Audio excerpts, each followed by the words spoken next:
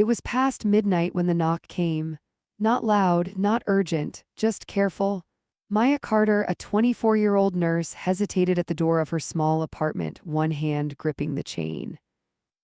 Outside stood a man in a worn jacket, exhaustion etched into his face, holding the hand of a little girl who looked no older than 6. "I'm sorry," the man said quietly. "My car broke down, my daughter's sick, we just need somewhere warm for the night." Maya should have said no, she barely made rent. She lived alone. She knew better. But then the little girl coughed, soft, painful, and clutched her chest like she was used to hospitals. Maya unlocked the door. She didn't know the man was lying about his name. She didn't know the car wasn't broken. And she definitely didn't know the man she just let into her home controlled half the city through fear. Backhand index pointing right, stay till the end. Because that one act of kindness would pull her into a world she could never walk away from. Maya Carter had learned to sleep lightly. It came from years of night shifts, from alarms going off without warning, from being trained to wake up instantly when something was wrong. So when the knock came at 12:47 a.m., she was already sitting up in bed before her brain fully caught up. The knock came again, soft, measured, almost polite. Maya glanced at the clock, then at the door of her small one-bedroom apartment. Her heart rate ticked up immediately. No one knocked on doors this late unless something had gone wrong. She slipped out of bed and grabbed her phone, fingers hovering over the screen as she approached the door. She didn't open it right away. Instead, she flipped on the porch light and peered through the peephole. A man stood in the narrow hallway, mid-30s, maybe early 40s, dark hair, unshaven, wearing a jacket that looked like it had seen too many winters. He wasn't pacing. He wasn't fidgeting. He just stood there, one hand resting protectively on the shoulder of a little girl beside him. The girl leaned against his legs, small and pale, wrapped in an oversized hoodie. Maya's instincts stirred. She cracked the door open just enough to keep the chain latched. "Yes?" she asked. The man's eyes flicked to the chain, then back to her face. No anger, no offense. "I'm sorry to bother you this late," he said quietly. His voice was low, controlled, tired in a way that felt real. "My car broke down a few blocks away. My daughter's not feeling well. We just need somewhere warm for the night." Maya hesitated. She heard the lectures. Don't open your door to strangers. Don't let people guilt you. Don't put yourself at risk. But then the girl coughed.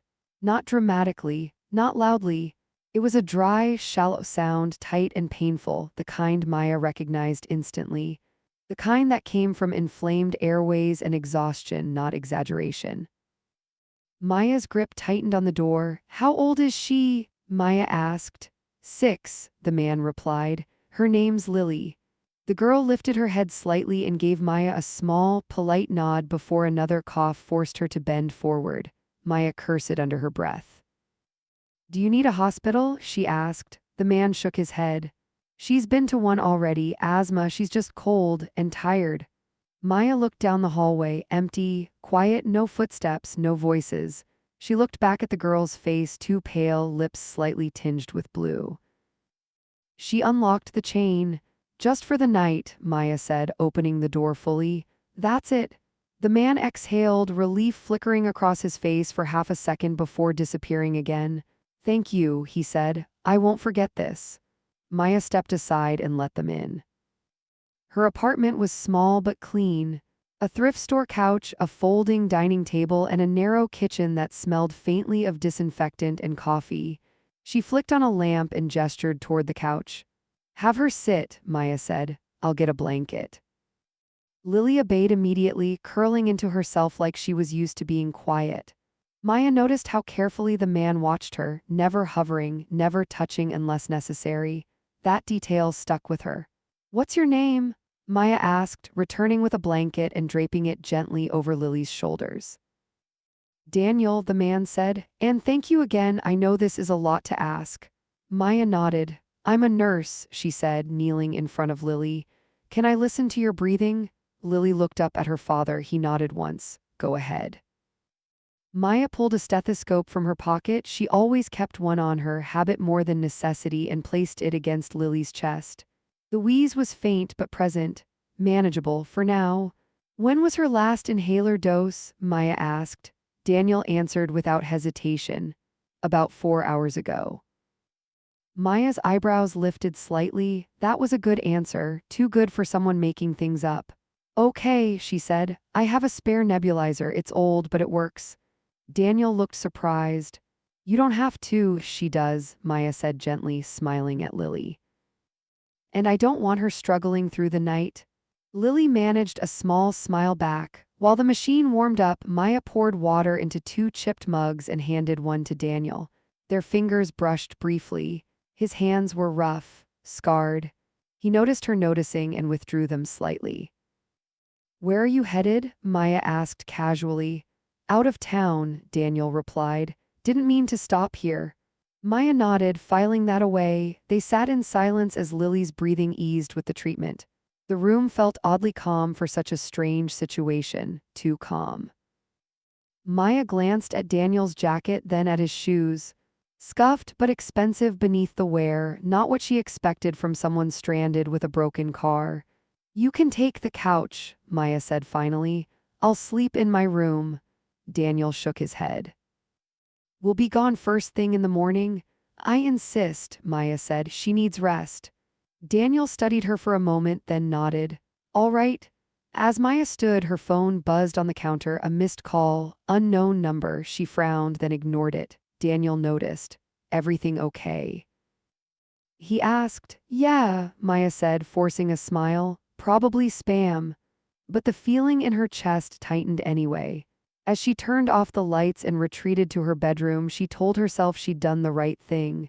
She told herself this was just one night. What she didn't know, what she couldn't possibly know, was that the man sleeping on her couch wasn't named Daniel at all. And the car down the street? It wasn't broken. It was abandoned. Because the most powerful mafia boss in the city wasn't running from bad luck. He was hiding. And Maya Carter had just unknowingly opened her door to the kind of danger that never knocked twice. Maya didn't sleep.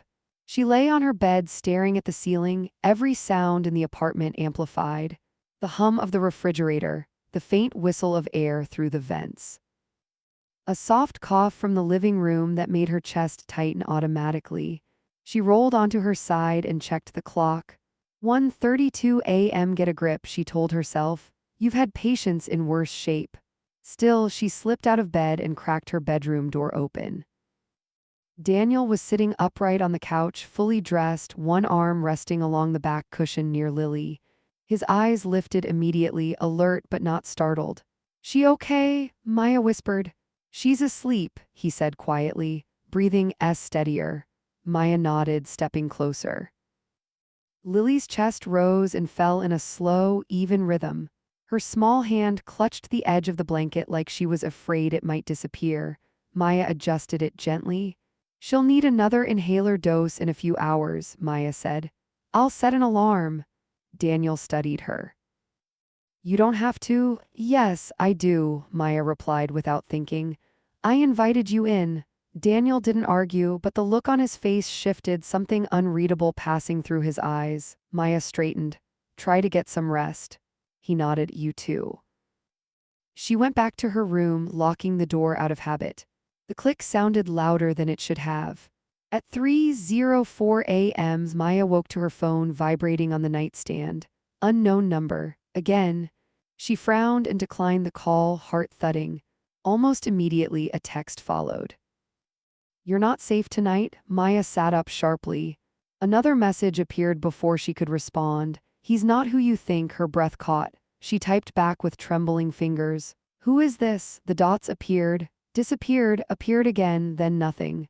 The silence pressed in on her, thick and suffocating. Maya slid out of bed, heart pounding, and quietly unlocked her door. The living room was dim, lit only by the streetlight filtering through the blinds. Daniel was still awake, sitting in the same position, eyes on Lily. Daniel, Maya whispered. He turned immediately. What's wrong? Maya hesitated, then held up her phone. I just got these. Daniel read the messages, his expression tightening not with confusion but with something closer to recognition. Has anyone else contacted you? He asked. No. How many times did the number call? Twice, Maya said. Why? Daniel exhaled slowly and stood, moving toward the window. He peeked through the blinds with practiced ease. Maya watched him carefully now. This wasn't the behavior of a panicked father with a broken car. This was the behavior of someone used to watching for danger. Listen, Daniel said quietly, turning back to her. I need you to stay calm. That did not help. Who is texting me? Maya demanded in a whisper. And why are they saying I'm not safe? Daniel hesitated just a second too long. Maya felt the shift immediately. You said your car broke down, she said slowly. Where exactly is it? Down the street. Which street? Another pause. Maya crossed her arms. Daniel. He looked at Lily, still asleep, then back at Maya. I didn't lie about needing help, he said. But I wasn't entirely honest. Maya's stomach dropped. That's not an answer. Daniel lowered his voice. There are people looking for us. Us. Maya took a step back. For you, yes. And for her, Maya asked, glancing at Lily. Daniel nodded once. Maya felt a flash of anger cut through her fear. You brought that here? I didn't have a choice, he said quietly. And I won't let anything happen to her or to you. Maya laughed once, sharp and humorless. You don't get to promise that. Before he could respond, Lily stirred. She sat up abruptly, coughing harder than before, her breaths coming fast and shallow. Maya was instantly at her side, fear replaced by training. Hey, hey, Maya murmured, lifting her gently. It's okay. She reached for the inhaler. Lily clutched Maya's sleeve, eyes wide. Daddy, I'm here, Daniel said, kneeling beside them. His voice softened completely. You're safe. Maya administered the inhaler, counting breaths, watching Lily's color improve slowly. When the coughing subsided, Lily slumped against Maya, exhausted. Maya held her for a moment longer than necessary. Then she looked up at Daniel. We need to talk, she said firmly. By morning, Maya knew something was very wrong. Not because of the messages, though those still unsettled her, but because of what she saw when she looked out the window at dawn. Two men stood across the street, not talking, not smoking, just watching the building. Her pulse spiked. Daniel, she said quietly, come here. He joined her, took one look outside, and cursed under his breath. They found us, he said. Maya turned to him, heart racing. Who are you? Daniel met her gaze. For the first time since she'd opened the door, he didn't deflect. My name is Daniel, he said. Maya swallowed hard. And staying here any longer puts you in danger. Maya stared at him, disbelief giving way to fury. You think? Lily stirred behind them, rubbing her eyes. Maya closed her eyes briefly, then opened them again. No, she said. You don't just walk out of here and leave this mess behind. Daniel stiffened. I'm trying to protect you. Maya shook her head. You're not protecting me, you're involving me. She looked down at Lily, then back at him. But I'm not throwing a sick child out onto the street. Daniel searched her face, clearly realizing something. You're still going to help, he said. Maya nodded, jaw set. But you're going to tell me the truth, she replied. All of it. Outside, one of the men across the street lifted a phone to his ear. Maya felt the weight of the moment settle into her chest. One night had exactly become something else, and whatever Daniel really was. It was already too late to pretend this was just an act of kindness. Maya locked the door, not loudly, not dramatically, just the soft, deliberate click of the deadbolt sliding into place. She leaned against it for half a second, breathing through her nose, then turned back toward the living room. Daniel, not Daniel, stood near the window, eyes tracking the two men across the street with sharp focus. Lily sat on the couch, wrapped in a blanket, quietly swinging her legs like she was trying very hard to be invisible. Maya walked straight to the kitchen table and planted her palms on it. Start talking, she said. Now. The man exhaled slowly, like someone bracing himself. My real name is Ethan Morty, he said, and I didn't want you involved in any of this. Maya let out a short, bitter laugh. You knocked on my door at midnight with people watching the building. I'm already involved. Ethan nodded once. Fair. He glanced at Lily. Sweetheart, can you go into the bedroom for a few minutes? The one with the blue lamp. Lily looked between them, sensing the tension. Am I in trouble? No, Maya said quickly, crouching in front of her. You're safe. We just need to talk. Lily hesitated, then nodded and padded toward Maya's bedroom. Maya waited until the door closed before standing again. Who are those men? Maya asked. Ethan didn't answer immediately. They work for people who want me dead, he said finally. Maya stared at him. You're saying that like it's normal. In my world, he replied, it is. Maya's chest tightened. What world is that? Ethan ran a hand through his hair. He looked tired, bone-deep tired, the kind that didn't come from one bad night. I run an organization, he said carefully. Illegal, powerful, Maya blinked. Say it clearly, she said. Ethan met her eyes. I'm a mafia boss. The words landed heavy and surreal. Maya shook her head slowly. No, this isn't. I didn't want to tell you, Ethan said, because once you know, you can't unknow it. Maya pressed her lips together, forcing herself to stay calm. And your daughter? She asked. She's real, Ethan said immediately. Everything about her is real, her asthma, her age, her name. Maya believed that part instantly. Nothing about Lily felt fake. Then why are they watching us? Maya demanded. Ethan's jaw tightened. Because someone close to me betrayed me, and the fastest way to hurt a man like me is through his child. Maya felt a chill crawl up her spine. You used me as cover, she said quietly. I used desperation, Ethan replied. Mind. Maya turned away, pacing, her thoughts raced, protocols, worst-case scenarios, mistakes she'd just made by letting them in. You brought danger into my home, she said. I could lose my license, my job, my life. I know, Ethan said softly. That didn't help. Outside, one of the men across the street began walking closer to the building. Maya noticed immediately. They're moving, she said. Ethan cursed under his breath. They're checking doors. Maya's pulse spiked. What do we do? Ethan looked at her. We leave. And go where? She snapped. You think I can just walk out of here with a mafia boss and his kid? Ethan hesitated. That hesitation told her everything. Maya shook her head. No, we don't leave, not yet. Ethan stared at her. You don't understand how dangerous. I understand sick kids, Maya cut in. And I understand panic, and right now Lily needs stability. As if on cue, Lily's bedroom door creaked open. I heard voices, Lily said softly. Maya crossed the room instantly. Hey, come here. She guided Lily back to the couch, checking her breathing automatically. Lily looked scared but composed. You're doing really well, Maya told her. Can you keep doing something for me? Lily nodded. Can you pack your backpack with anything you want to take with you, quietly?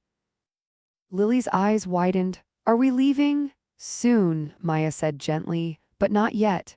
Lily nodded and slipped back into the bedroom. Ethan watched Maya carefully. You're not reacting the way most people would, he said. Maya didn't look at him. I work in emergency medicine. Panic helps no one. The doorbell rang. Once, firm, confident, Maya froze. Ethan moved instantly, stepping between her and the door. Do not answer, he said. The bell rang again. Ms. Carter, a man's voice called from the hallway. We just want to ask a few questions. Maya's blood ran cold. They know my name, she whispered. Ethan's expression hardened. That's my fault. The voice outside continued. We're with the property management company. There's been a report. Liar, Maya muttered. The man knocked harder this time. Ethan leaned close to Maya. If they get in, you say nothing, nothing. Maya shook her head. No, if they get in, they leave. Ethan stared at her. You don't get it. These men don't negotiate. Maya stepped past him and walked to the door. Ethan grabbed her arm. Maya. She shook him off and cracked the door open, keeping the chain on. Yes, she called calmly. The man outside smiled, too polite. We just need to check something inside. No, Maya said flatly. The smile faded slightly. Ma'am, we have reason to believe. I don't care, Maya said. "You're trespassing, I've already called the police." That was a lie, but it was a good one. The man hesitated. Ethan watched, impressed despite himself. The man glanced down the hall, then back at Maya. "We'll be back," he said. "Don't," Maya replied and shut the door. She locked it. Her hands were shaking now, but only now. Ethan exhaled slowly. "That bought us time." Maya turned to him, eyes blazing. "You don't get to use my home as a battleground," she said. "But you don't get to abandon your child either." Ethan nodded. "I won't." "Good," Maya said, "because if they come back, we're not running blindly." She grabbed her keys, phone, and jacket. "We're doing this smart," she continued. "And after tonight, you are telling me everything." Ethan studied her for a long moment. "You let us in because you're kind," he said. Maya looked toward the bedroom where Lily packed quietly. "I let you in because a child needed help," she said. "That doesn't mean I'm weak." Ethan nodded slowly. For the first time since knocking on her door, he realized something critical. Maya Carter wasn't just a nurse who'd shown mercy. She was now the one person standing between his daughter and a war that had finally reached his doorstep. And that made her far more dangerous than any enemy he'd ever faced. The city never slept, but it did listen. Maya felt it the moment they stepped outside. The air was wrong, too still, too watchful. Ethan walked slightly ahead of her, Lily tucked against his side, his posture loose in a way that screamed readiness. Maya stayed close, her senses sharp, scanning reflections in parked cars, darkened windows, the corners of alleys. "Where are we going?" she whispered. "My secondary safe place," Ethan said. "It's not ideal," Maya snorted quietly. "None of this is." They moved quickly, deliberately, not running, not drawing attention. Ethan's car waited 3 blocks away, parked under a streetlight that flickered like it couldn't decide whether to stay on. As they reached it, Maya noticed something else, another car. Engine idling, too close. "Ethan," she murmured. He saw it at the same time. "Get in," he said, opening the back door for Lily. Now, Maya slid in after her, heart hammering. The other car's door opened. Ethan didn't hesitate. He got behind the wheel, started the engine, and pulled away smoothly, no squeal, no rush. The car followed. Maya's breath came fast. "They're on us." "I know." They turned sharply onto a side street, then another. Ethan took corners like he knew them by memory, his eyes constantly flicking to the rearview mirror. "Hold on," he said. The follower accelerated. Maya wrapped an arm around Lily, who had gone quiet in that terrifying way children did when they sensed real danger. "Daddy?" Lily whispered. "I'm here," Ethan said firmly. "You're safe." Maya wanted to believe him. They hit a narrow street lined with construction barriers. Ethan swerved through, scraping paint. The pursuing car slowed, boxed in. Ethan didn't stop. He drove straight to a private clinic on the edge of the city, one that looked unremarkable from the outside but hummed with discreet efficiency inside. Security met them at the door. "Inside," Ethan ordered. "Now." The doors closed behind them with a heavy finality. Maya exhaled shakily. For the first time since the knock at midnight, she felt like they had walls between them and the threat. But safety, she was learning, was temporary. Lily's condition worsened within the hour. Her breathing became shallow again, her skin clammy. Maya snapped into full nurse mode. "Get me oxygen," she said, already assessing. "And steroids, now." A doctor appeared, startled to see Maya take command, but complied immediately. Ethan stood back, fists clenched, watching helplessly as Maya worked. "You said she was stable," he said quietly. "She was," Maya replied. "Stress triggers asthma. And tonight has been nothing but stress." She worked fast, efficient, calm. When Lily finally stabilized, Maya stepped back, hands shaking. Ethan approached slowly. "Thank you." Maya didn't respond right away. She wiped her hands and turned to him. "This doesn't end tonight," she said. Ethan nodded. "No." "You have enemies who don't care who they hurt," Maya continued. "And you brought that to my door." Ethan met her gaze. "I did." Maya crossed her arms. "Then you're going to fix it." Ethan's eyes narrowed slightly. "How?" "You turn yourself in," Maya said flatly. Ethan stared at her. That's not an option. It is, Maya replied, because the alternative is your daughter growing up running. Silence stretched between them. You think prison keeps her safe? Ethan asked. No, Maya said, I think accountability does. Ethan looked toward Lily, sleeping fitfully. I've protected her my entire life, he said quietly. And yet she's here, Maya replied, because your world finally caught up to you. Ethan said nothing. That night he made a call, not to a fixer, not to an enforcer. To a lawyer. By morning the city buzzed with rumors, deals being made, names whispered, power shifting. Ethan Morty didn't disappear, he surrendered. The fallout was controlled but seismic. Ethan cooperated, provided information, dismantled parts of the organization piece by piece, not out of guilt, out of calculation and love. Maya watched from the sidelines, Lily's hand tucked into hers as men with power lost it quietly. The clinic became temporary shelter. Protective services stepped in.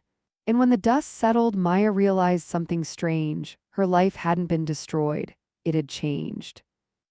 Ethan visited once more before being taken away. He stood behind the glass, his voice steady. You shouldn't have helped us, he said. Maya shook her head. I'd do it again. Ethan smiled faintly. I know. He leaned closer. Take care of her. Maya nodded. I will. The guard signaled time was up. As Ethan was led away, Maya looked down at Lily, alive, safe, breathing easily. The danger wasn't gone, but the worst part had passed. And Maya understood now kindness didn't just change lives. Sometimes it ended wars. The world did not explode when Ethan Morty surrendered. It didn't crumble overnight. There were no dramatic headlines splashed across every screen. Instead, it shifted quietly, deliberately, like a city exhaling after holding its breath for too long. Maya noticed it in small ways first. The unmarked cars stopped circling the clinic. The guarded looks from strangers faded. The sense of being watched loosened its grip on her chest. Lily slept through the night for the first time in weeks. That alone felt like a miracle. Maya sat beside the hospital bed, listening to the soft rhythm of the child's breathing, letting exhaustion finally catch up to her. Her scrubs were wrinkled. Her hair was pulled back in a messy knot. She looked nothing like a hero. She felt like someone who had survived something she never asked to be part of. Child Protective Services arrived that afternoon, not with accusations, but with paperwork and careful voices. They'd been briefed. Thoroughly. Lily clung to Maya's hand as the caseworker spoke. She'll remain in protective placement for now, the woman said gently. Given the circumstances, we'd like you to be considered as a temporary guardian. Maya blinked. Me, you were the first stable adult she trusted, the caseworker replied, and the only one without a criminal tie. Maya looked down at Lily, who looked up at her with wide, hopeful eyes. Maya swallowed hard. I'm not family, Maya said quietly. The caseworker smiled softly. Family isn't always blood. Maya didn't answer right away. She thought about her apartment, her student loans, her long shifts. The life she'd carefully kept small because it was all she could afford. Then she thought about a knock at midnight. I'll do it, Maya said. Lily's fingers tightened around hers. Ethan Morty was sentenced months later. Not to life, not to nothing. Enough to dismantle what he'd built. Enough to make sure his enemies couldn't simply take over where he left off. Enough to ensure Lily would never be used as leverage again. Maya attended the hearing quietly, sitting in the back. Ethan never looked at her. Not because he didn't want to, but because he knew that looking would be a kind of goodbye neither of them needed to perform. When the judge finished speaking, the gavel struck once. Final. Maya left before the courtroom emptied. She walked out into the sunlight, Lily's hand in hers, the noise of the city feeling different now. Less threatening, more distant. Is he going away forever? Lily asked softly. Maya knelt in front of her. He's going away for a long time. Lily nodded, absorbing that. He loves you, Maya added carefully. He just made choices that hurt people. Lily considered that, then leaned forward and hugged Maya tightly. Maya closed her eyes. Life didn't suddenly become easy. Maya returned to nursing with a schedule adjusted around Lily's needs. Nights were quieter now, but heavier in different ways.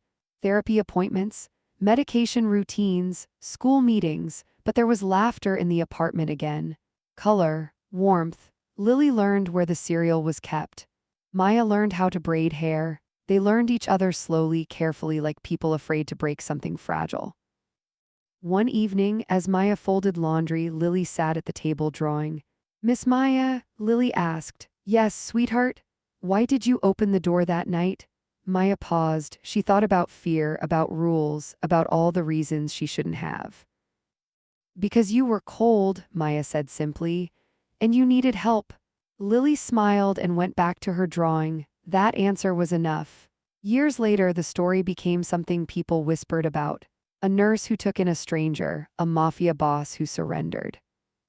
A child who disappeared from the headlines and grew up quietly. Maya never corrected anyone. She didn't need credit. She didn't need recognition. She had something better. On a Sunday afternoon, Maya sat on a park bench watching Lily race across the grass with a group of kids, laughing freely, breathing easily. A life unburdened by shadows. Maya leaned back and closed her eyes. She had learned something she'd never been taught in school. Kindness was not weakness, it was risk. It was choice. It was stepping into the unknown without knowing whether you'd survive the consequences. Maya had opened her door for one night. She had no idea it would change everything. And as Lily ran back toward her, arms outstretched, face bright and alive, Maya knew she would make the same choice again. Every single time.